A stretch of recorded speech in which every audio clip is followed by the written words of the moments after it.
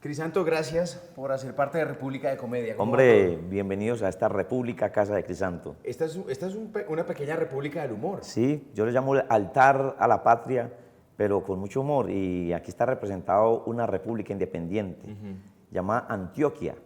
Pero no es Antioquia rebelde ni altanera, sino que Antioquia es como el corazón de Colombia para mí, ¿no es cierto? Jamás yo no siento esa diferencia que el capitalismo y pues, a nivel de regiones, no, Sí. sino que Antioquia para nosotros, desde luego, es una marca grandísima, pero yo siento un gran respeto por la capital nacional, en donde desarrollamos mucho la parte artística, ¿no es Claro. cierto? Y le debemos tanto, para que quede como muy claro, no empecemos de mal humor.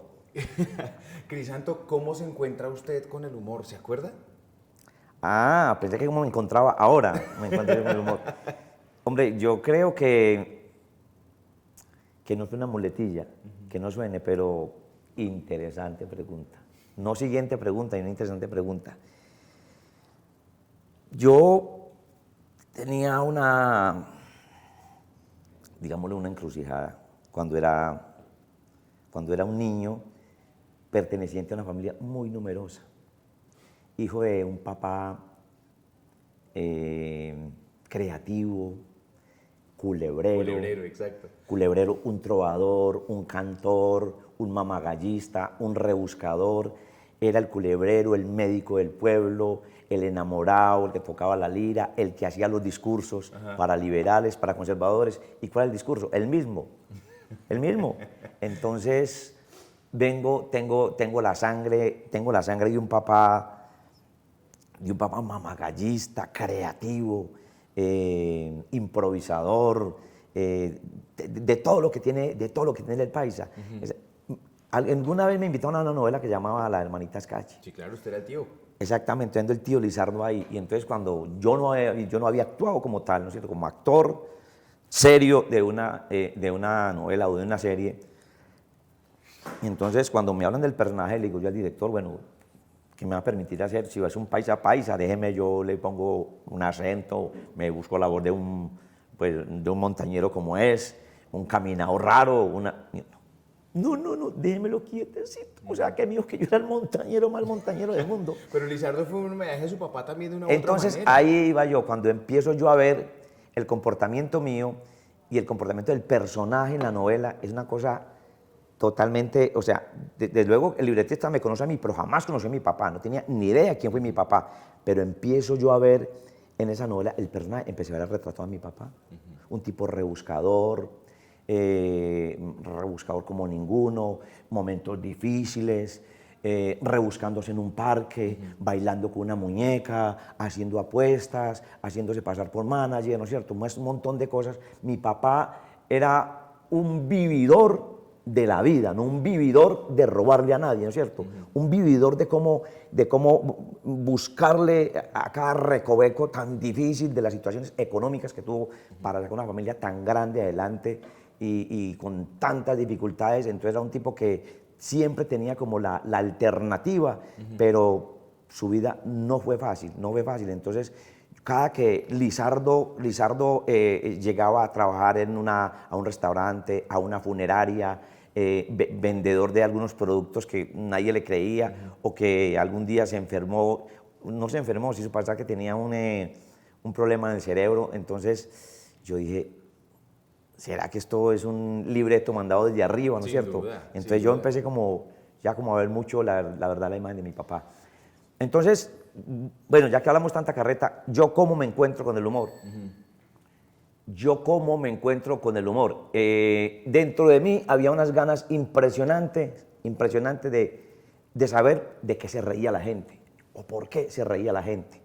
Nosotros nos aglutinamos, nos reuníamos como familia numerosa alrededor no solamente de la sopita que había para el almuerzo, sino que alrededor de ese radio que magistralmente hablaba de las aventuras de Montecristo. De ese señor que está allá Del atrás. señor que tengo al fondo, padre de humor.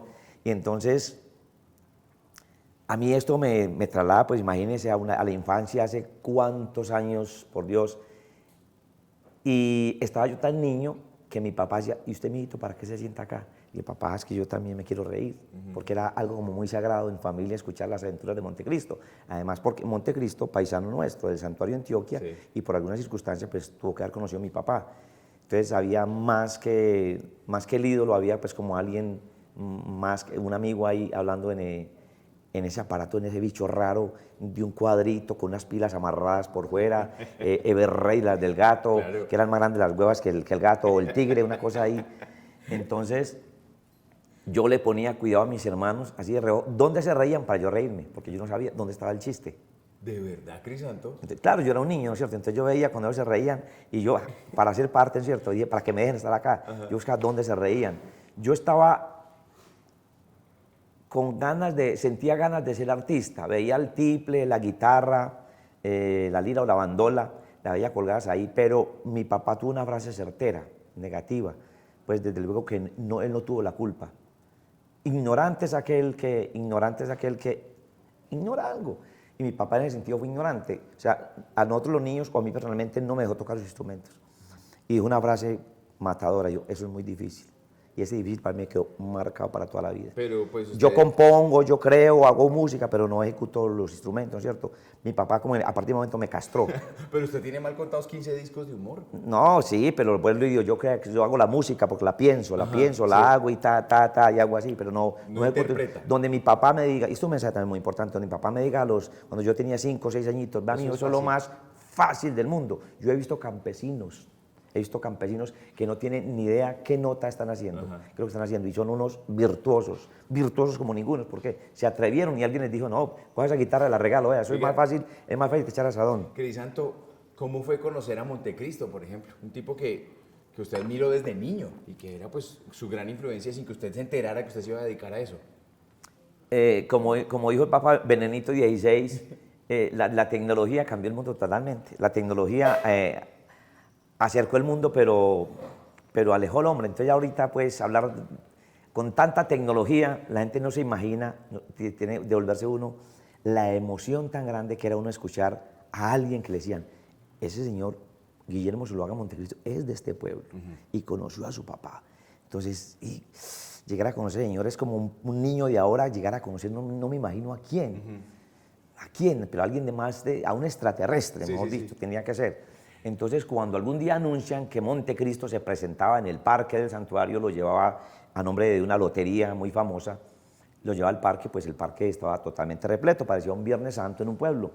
Y yo, pues desde lejos, pues, soy chiquito ahora, estaba yo de 8, 9 añitos, no sé, yo creo no, o menos.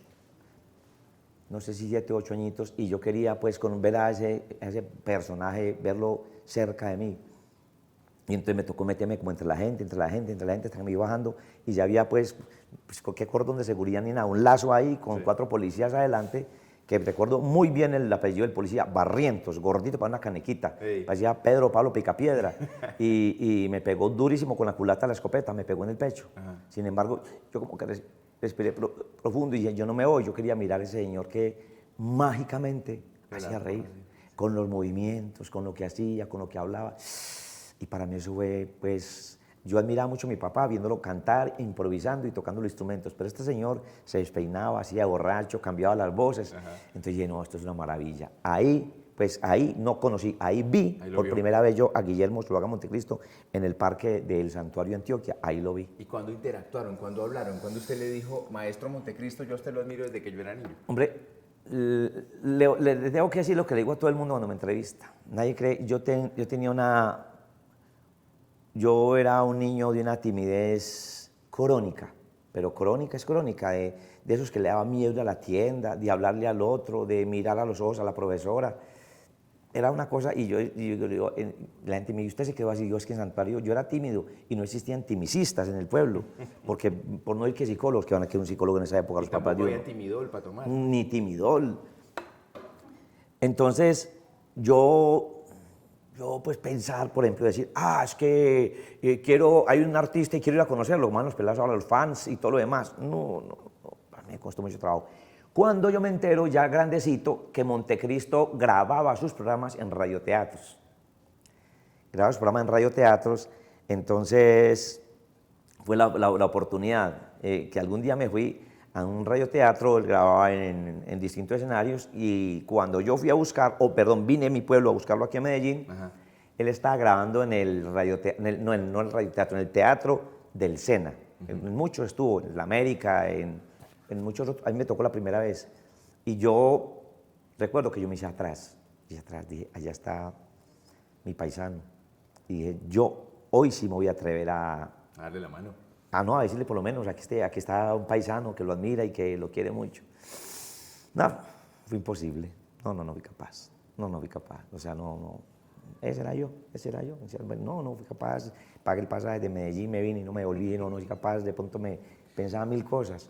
Algún día, ya más grandecito y cuando yo ya de pronto empecé como a mostrar que yo era un líder social en mi pueblo, o hacía fonomímicas o alguna cosita que ya me estaba destacando, el presidente del Club Rotario de esa época en el pueblo, un señor, yo creo que en paz descanse, señor periodista J. Liz, así se escribía sus columnas, así firmaba como J. Liz, me dijo, vamos a traer a Montecristo para recoger unos recursos del Club Rotario, y Montecristo siempre fue muy benévolo en unas causas sociales. Entonces yo le dije, don J. Liz, ¿y por qué no me lleva? Me dijo, veamos. Y entonces ahí sí ya algún día llegamos a otro radioteatro y entramos al camerino y yo ya saludé a Montecristo y yo paisano, hijo de quién y qué es lo que más, y yo empecé a contarle, yo pues feliz contándole pues que Era su sueño cumplido. era un sueño, sí, haberlo conocido, saber que el señor hablaba por la radio y que era tan famoso.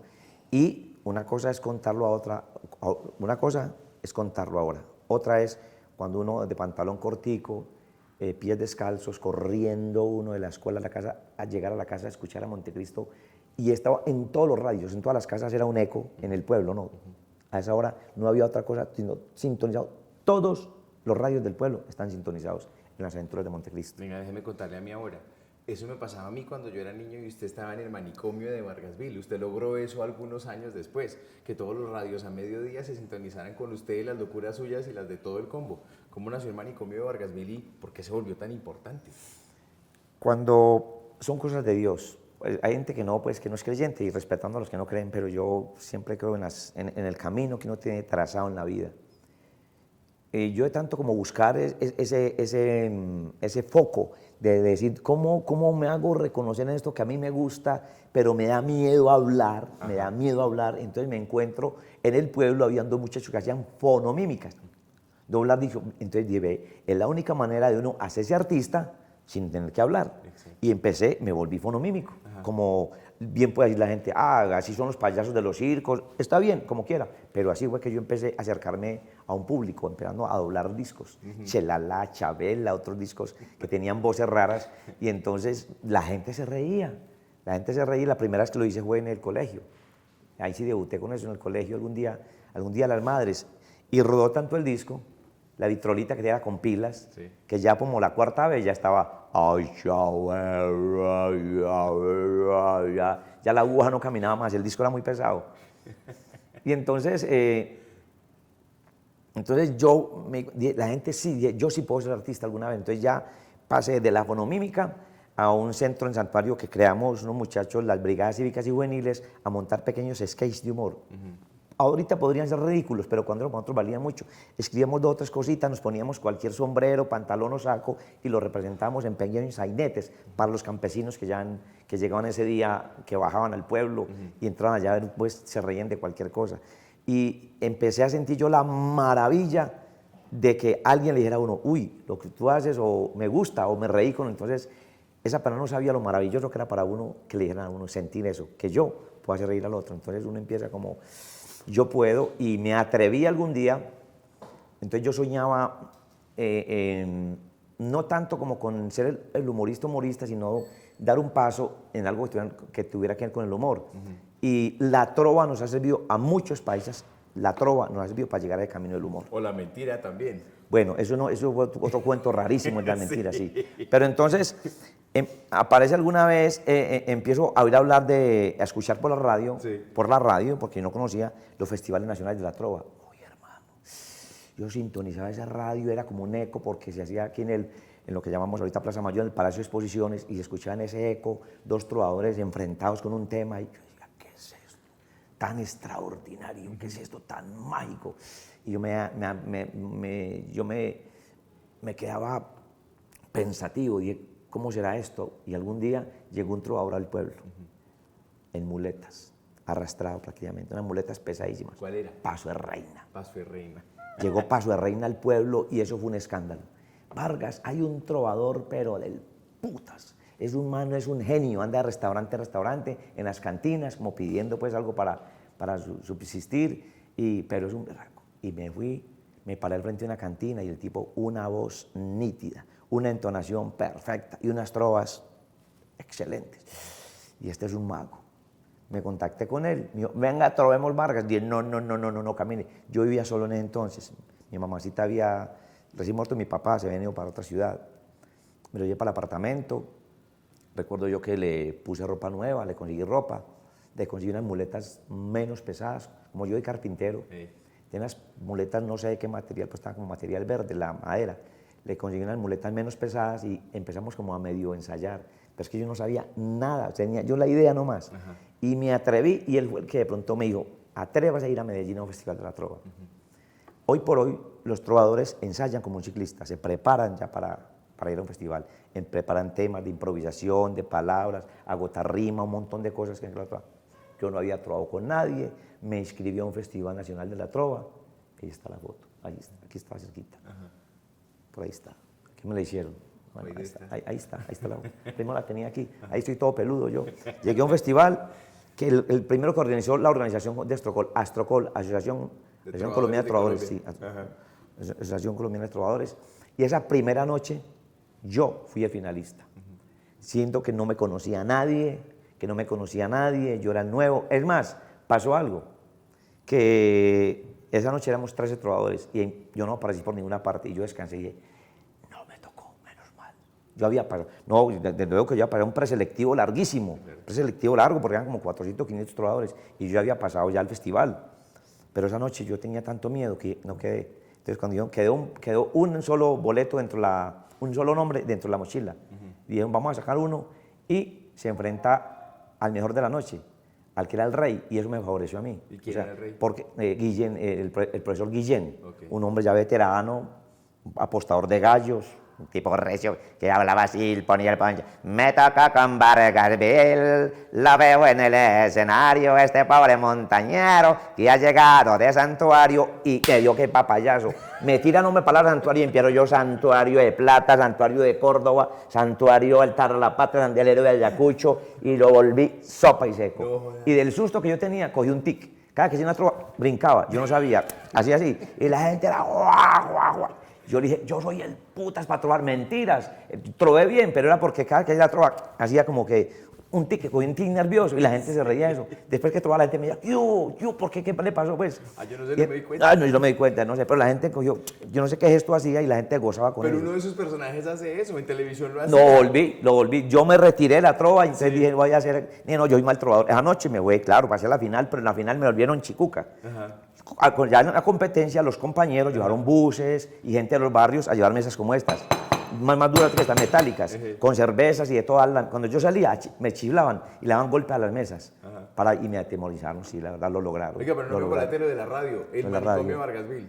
Entonces el manicomio llega después de la trova y después del concurso nacional de mentirosos. Aparece el concurso nacional de mentirosos, yo no estaba en Medellín, un hermano me coloca un telegrama, pues como explicamos ahorita que es un telegrama. Como el Twitter, pero escrito un Twitter en un sobre azul con palabras, espérole pronto, Medellín, concurso mentirosos. What? Concurso de mentirosos y entonces... Espérole. Entonces... bueno, ya llamé a mi hermano de un teléfono público, desde luego me dijo, no, hay un concurso de mentirosos, y me mandó recortes de prensa, y vi que había gente, pues, entre culebreros, trovadores y todo lo demás, y vine yo, jurado de lujo, Manuel Mejía Vallejo, paz descanse, Sánchez Juliao, David Sánchez Juliao, estaban Vélez F, que era el caricaturista más importante que tenía Antioquia, bueno, eran jurado de lujo, y esto estaba... y me inscribí. Yo lo que hacía era, me empecé a escribir mentiritas, pues eso somos muy nosotros los Y antioqueños. usted se ganó todo Los eso. antioqueños muy exagerados, y nosotros los Vargas sí que somos exagerados. Ajá. Y empecé yo a escribir cositas y pues vamos a ver si no ¿Los vamos a lograr Vargas con son más esto. exagerados que qué? ¿Cómo? ¿Los Vargas son más exagerados que qué? Más exagerados que otros más exagerados, como de pategurre. Y entonces yo, pues cuando, bueno, listo, me tocó a mí, hermano, y empecé a contar casi que mis cosas, casi que mis cosas. Cuando yo empiezo a contar, vengo de una familia de 24 hermanos, mi mamá no da luz sino que pone huevos, dormimos día 8, y cosas que volvieron famosas. Dije, no, dormíamos tan estrecho que cuando yo iba a rascar la cola, rascar el culo al otro. Entonces, eso se ha vuelto inclusive por allá. Para mí ya es normal escuchar esos tiros viejos, escucharlos ahora. Es que usted volvió es un Ahora, locutor popular. no, es o que- sea, yo me acuerdo que cuando yo tenía en el concurso de mentiras muchas cosas, yo veo que las acomodan ahora en Chavo Feliz y en otras partes, yo digo, ya no lo puedo decir porque lo están diciendo en otra parte. No, y no solo eso, sino que a usted le pasaba como los que hacen canciones. Las canciones son nuestras, Sí, ya sí, no es suyo exacto. eso. No, ya no es de uno. La radio. Entonces, por eso, había que hablar del concurso de mentirosos para Ajá. poder llegar a la radio. Sí. Llego yo al concurso de mentirosos y, bueno, un domingo, una página completa, titular en primera página, y adentro una página, Vargasville, Rey Nacional de los Mentirosos.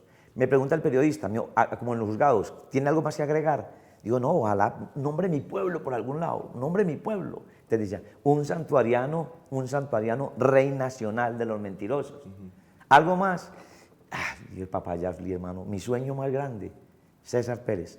Dije, periodista, señor periodista, doctor César, mi sueño más grande, llegar a la radio. Yo no me imaginaba nunca cómo era una cabina, nunca me la imaginé. Yo a la radio. Eso fue el domingo. El lunes, todas las emisoras, todas me estaban llamando. No. O sea, los directores, o sea, vamos a hablar de emisoras, Todelar, Ajá. Super, Caracol y RCN. Y usted le dice que sí, ¿a quién? Yo le conté eso al organizador del concurso de mentirosos. Le dije, ¿cómo le parece que ya me están llamando de la radio? Y él le dijo, entonces él dijo, otra bueno, mentira. entonces él dijo, venga un momentito. Entonces yo me quedé a encontrar con el director de una de esas emisoras y ese señor me quedó mal. No era la mejor emisora. Yo fui a encontrarme con ese señor y a mí me costaba trabajo buscar una dirección de Medellín. Yo fui y el señor no estaba ahí. Yo me sentí pues como, me engañó. Cuando me dice el director del evento, me dijo, venga, Camilo, vamos a escoger la mejor. Vamos a escoger la mejor. Y arrancamos para Caracol. Y en Caracol me llevan a mí a un programa que había por las tardes, un programa muy revista, con la voz que tal vez más identificó a Colombia. Baltasar. Baltasar Botero Claro. era la voz oficial de La Voz de las Que Américas. se reía. Era escandaloso y así como se reía, también, como se reía, era muy de un temperamento fuerte. Entonces, cuando el señor me lleva a mí a Caracol, ellos están interesados en usted, entonces me llevan a mí como para que hiciera la parte humorística de un programa de variedades de la tarde, ¿no? Baltasar con sus dos compañeras. Pase la tarde. Pase la tarde, hablaban de todos los temas que se pueden hablar, temas de casa, temas de cotidianos y demás, y Baltasar, un tipo muy culto, atendía llamadas y llega el presidente o el gerente de la emisora con el gerente ejecutivo y se sientan los de corbata ahí, mírame a través de ese vidrio ahí. Acá encuentra la película de Nemo y ha perdido, yo metido allá, yo metía como en un acuario metido allá en medio de ese señor, Una pecera. esa voz de Baltasar que repita, y esas dos señoras me miran, como, este bichito, ¿quién es aquí? Yo sentadito ahí, asustado. Bueno, tenemos aquí al Rey Nacional de los Mentirosos, pues, como quien dice, este nos va a hacer reír. Ajá. Y yo apenas estaba desempacadito. Y yo, Yo todavía tenía lama.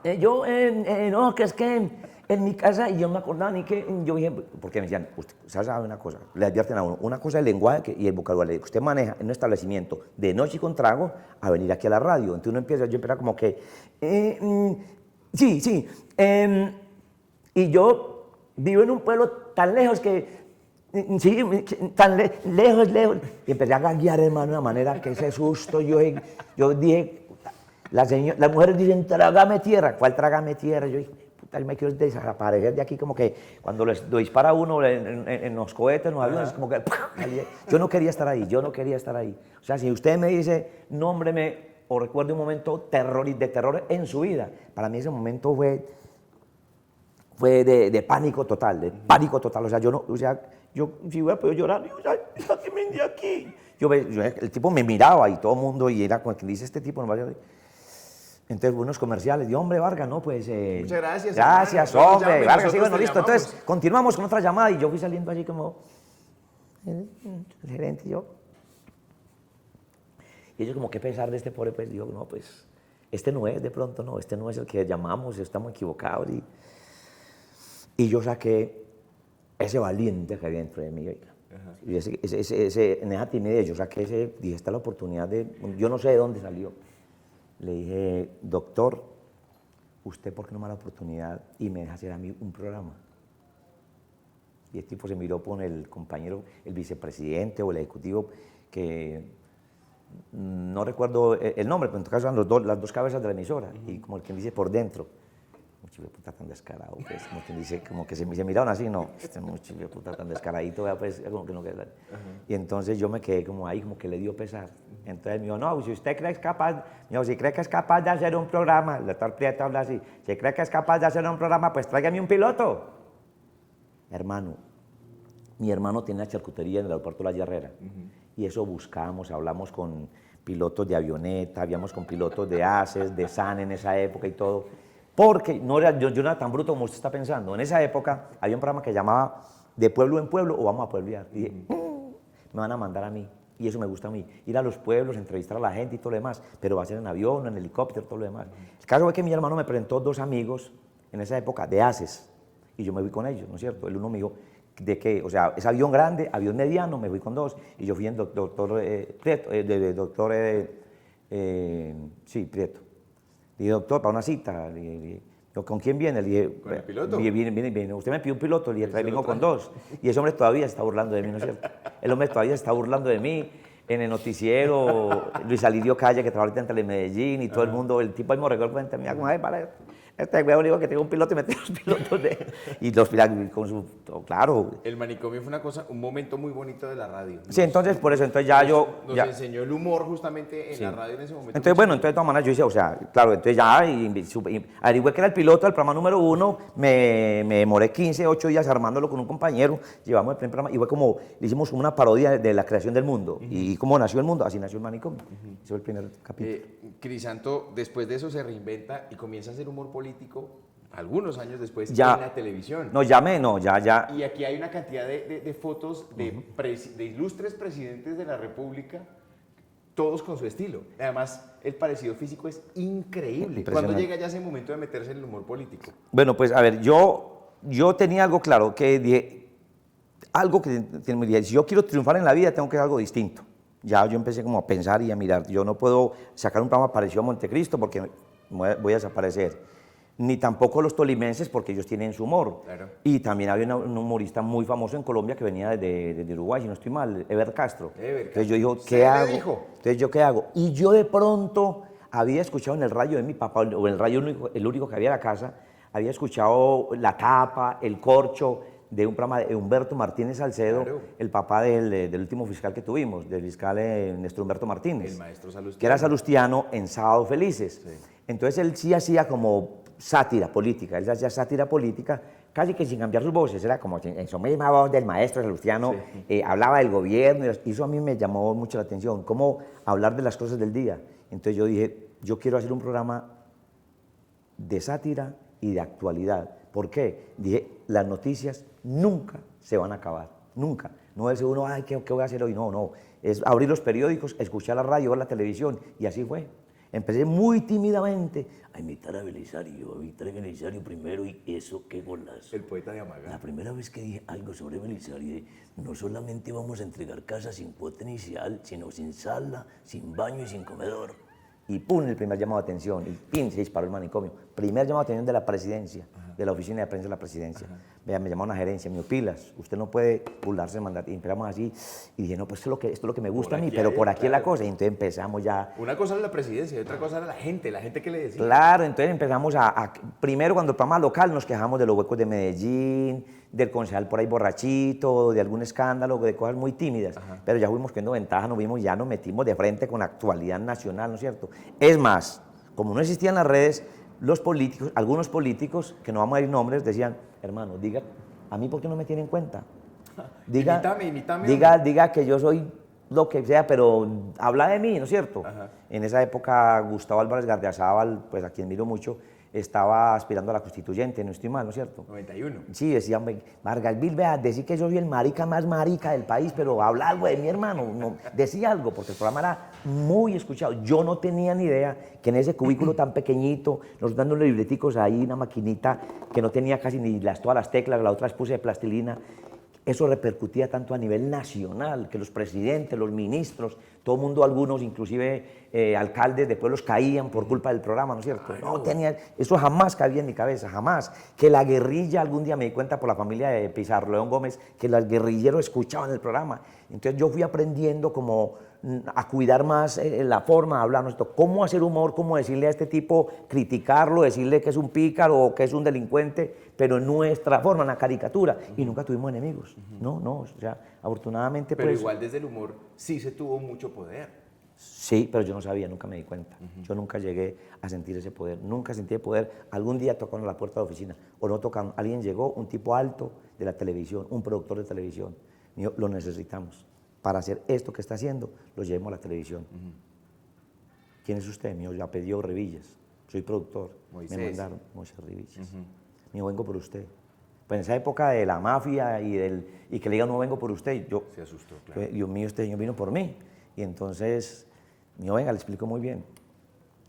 Miento si le digo quién era, iba a ser el productor, porque era un personaje grande, si era Pereiro o quién era, pero era un grande, de los grandes de la televisión, que dijo que fueran por Vargasville para hacer lo que estaba haciendo en la radio. Nosotros, y él, no. Sentí el mismo pánico ese primer día en la radio. Y dije, no, hombre, te vas a volver muy famoso. Nosotros nos encargamos de poner eso, de hacer la puesta en escena. Usted, dije, no, yo no estoy preparado. Yo jamás había pensado, ¿no es cierto? Y la radio me está gustando, y esto es, y no estaba. Y por más que me insistieron, me dijeron, tranquilo, te vas para Bogotá, vas a tener tu apartamento, nosotros no importa, ensayamos hasta que vos estés tranquilo. O sea, no tuve un manager ni un ascensor que me dijera, sí, arranque para Bogotá. Entonces, ¿cuándo dijo que sí? Arranque para Bogotá. ¿Sabe cuándo dije que sí? Cuando crearon la Teleantioquia. En Teleantioquia era como decir uno en la casa, mijito, venga, haga morisquetas, era lo mismo. Yo me sentía como aquí en la casa a hacer el ensayo. Una camarita que hay veces prendía, otras veces tampoco.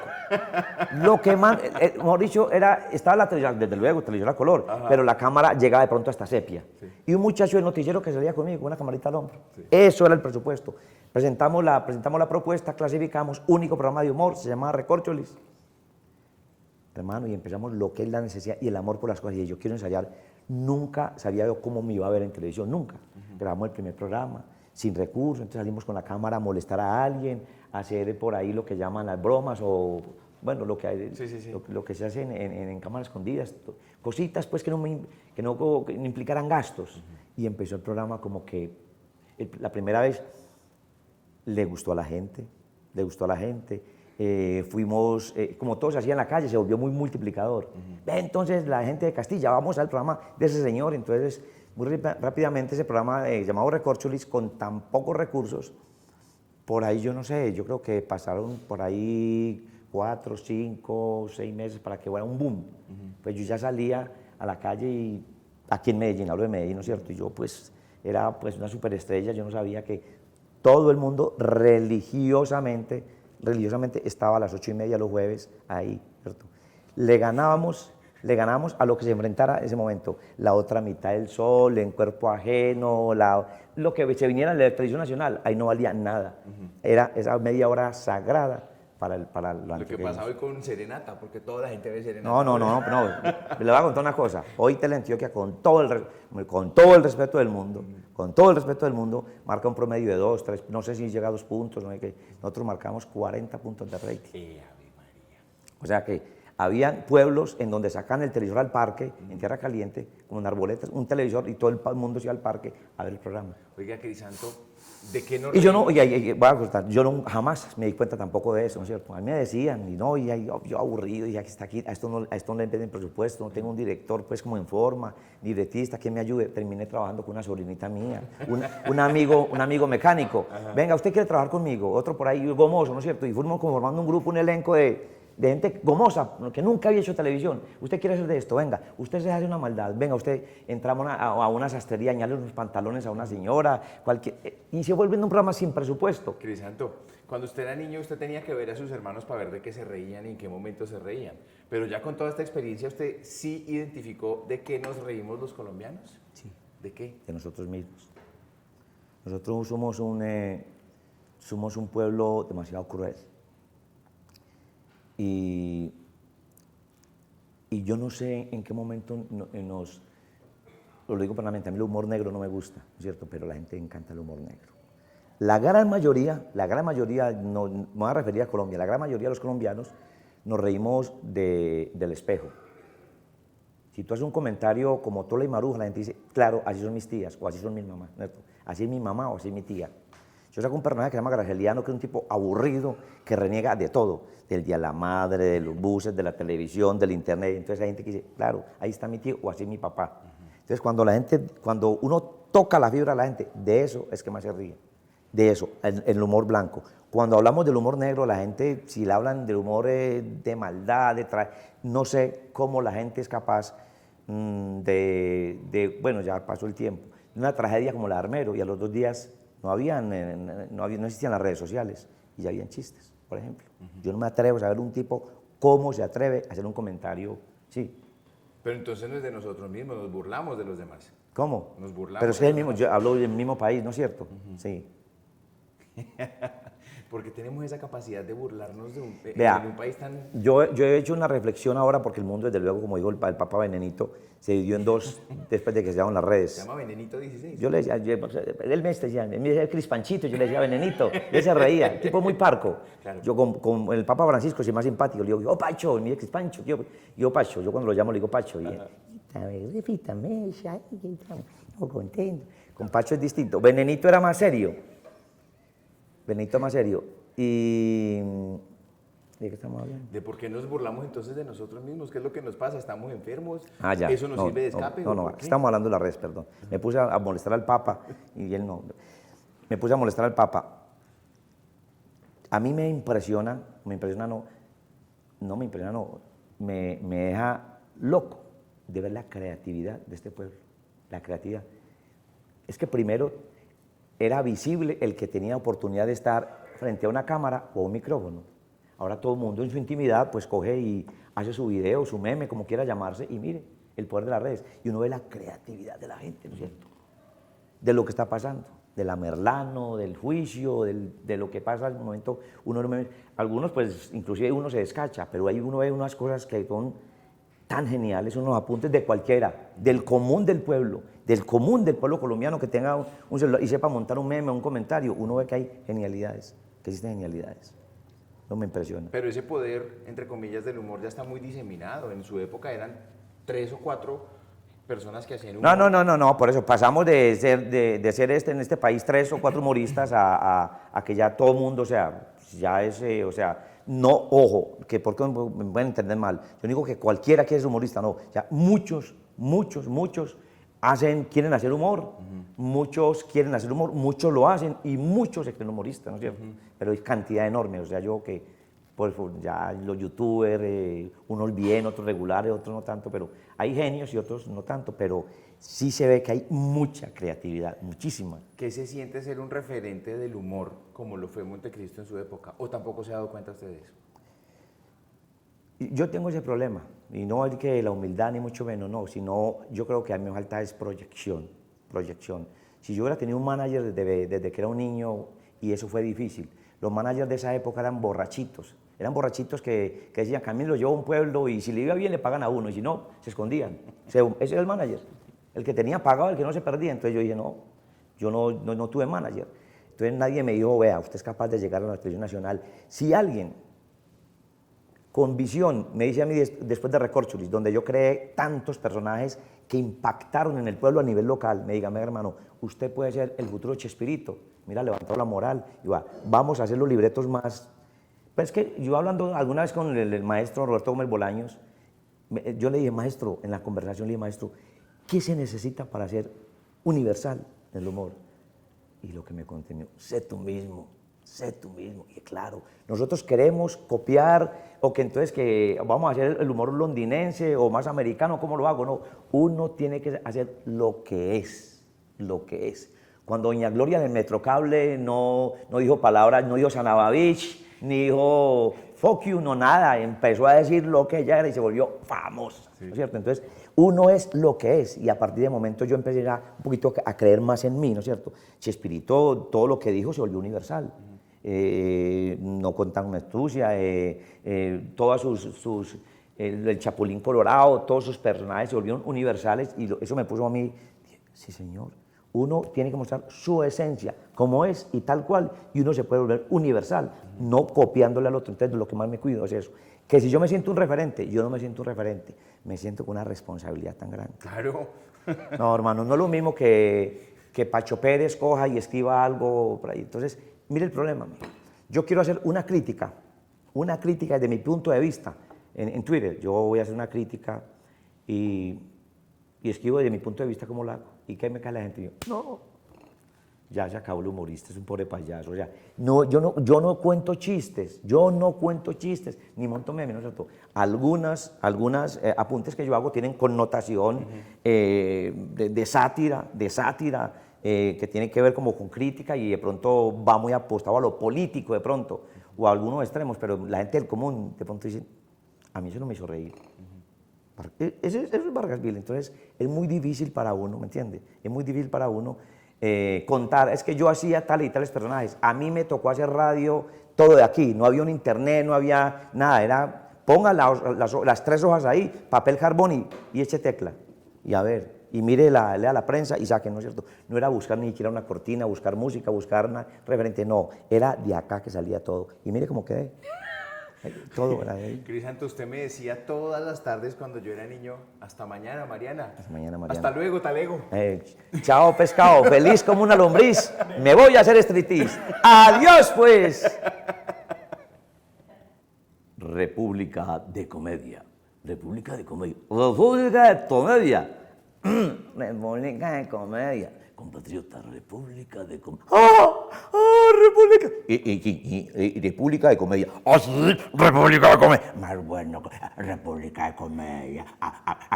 Dios mío mismo, República Bolivariana de Comedia. Dios mío mismo, pues. Dios mío mismo.